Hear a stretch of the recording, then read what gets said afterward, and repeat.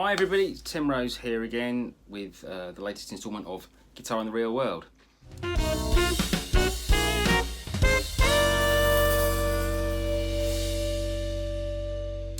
Today I wanted to expand a little bit on a subject I covered a few videos ago, where I talked about accompanying singers. In the previous video we were talking very much about more of a pop kind of setting where you're strumming acoustic guitar behind a singer, maybe before the rhythm section comes in, and about the skills involved in kind of creating a good groove, making sure the time stays solid, and at the same time providing good support for your singer up front. So today I'd like to sort of go a little bit beyond that, because of course accompanying singers can come in very many stylistic forms as well as different kind of settings. And when you get into the realms of more of a jazz kind of singer, you find different kinds of challenges might come up. The first thing to say is that when you're playing with a singer, or playing with jazz singers, more often than not, you might need to get some tunes under your belt, or at least be familiar with. The singer is likely to have a set of charts, but things to consider are the songs which singers tend to do. If you're well versed in jazz and playing standards, it's quite likely that you have quite a broad palette of songs at your disposal. But a lot of those songs may be kind of jazz jam session type standards rather than singer standards. Singers tend to have a bunch of songs which they fall back on because that's what's expected in a lot of gig situations. And I would say it would be very helpful to get familiar with songs which were made popular by Frank Sinatra, Dean Martin and Sammy Davis Jr., the Rat Pack, but also any other of the crooners, also female singers such as Ella Fitzgerald, because when you're playing with singers, they will be drawing on that song tradition if you're playing in a jazz context, for sure. So some songs that you should think about being familiar with are New York, New York, Come Fly With Me, Fly Me to the Moon, You Make Me Feel So Young, Witchcraft, For Once in My Life, Volare, Sway, Ain't That a Kick in the Head, That's Amore, You Make Me Feel So Young, Candyman, My Way, Mr. Bojangles, Mac the Knife, Me and My Shadow, Rhythm of Life. Also other tunes like Don't Mean a Thing, the Duke Ellington tune. Ella Fitzgerald did a version of that, and Night and Day, that's another one that she did.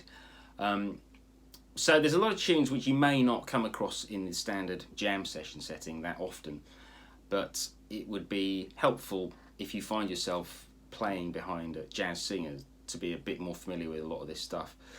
Especially if you're playing in more of a function kind of setting. The Rat Pack material is often very popular and will go down well.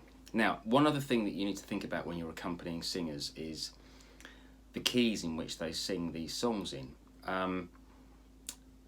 Sometimes they will just sing in the key that we're all familiar with, but particular if you're playing behind a female singer, you may find that they do the song in a key that's maybe a fourth or a fifth away from the original, maybe just a third, but it helps to be ready to play tunes in keys that you're not familiar with. In fact, with all sort of standard repertoire, it helps to be comfortable with playing in different keys, really understanding the function of the harmony of the song. That'll help you, rather than worrying about, if that's a C in this key, what's it going to be in this key? Oh, it's an E flat or whatever.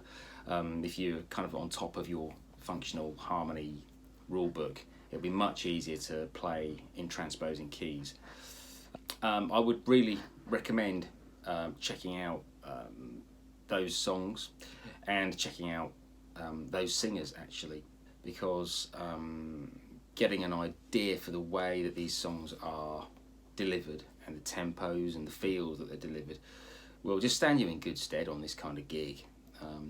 This sort of gig often looks, on the face of it, quite straightforward, and often these gigs are, but you don't want to get caught short suddenly making a hash of things just because you're in an unfamiliar key, or if you turn up on the gig and there are no charts and it's a case of, all right, yeah, it's standards, and then it's like, oh yeah, what standards are these? I'm telling you, I've been there myself, so I'm not saying that I've been totally immune to falling into these little traps from time to time over the years. Now, the other thing to consider is the lineup on these sorts of gigs. You might find yourself doing a gig where it's just vocals and guitar, so you need to be able to provide a decent accompaniment.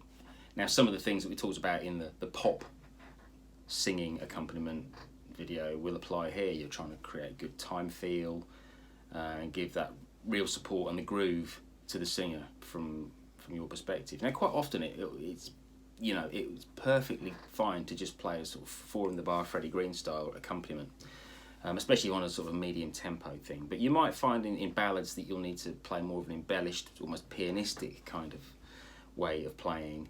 So it's worth getting some vocabulary down in that sort of style of playing.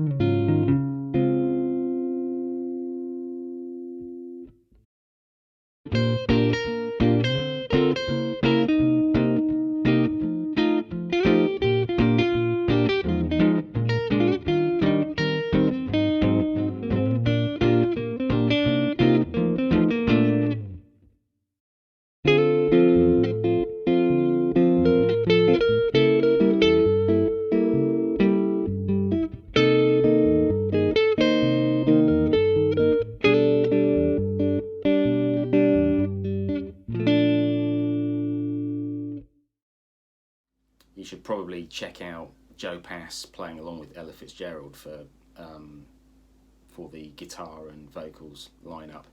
That's a sort of a classic benchmark. But of course, other gigs you'll find yourself playing with a rhythm section. You might just have a bass player. You might have a piano player, or a piano player and a sax player, or a drummer and a bass player. So being aware of what kind of accompaniments you might need to provide for the singer would be a good thing to get on top of. So hopefully there'll be some food for thought there, and what we covered today might stand you in good stead the next time you find yourself accompanying a singer on a gig in a more kind of jazz setting. Okay guys, we'll see you next time. Cheers.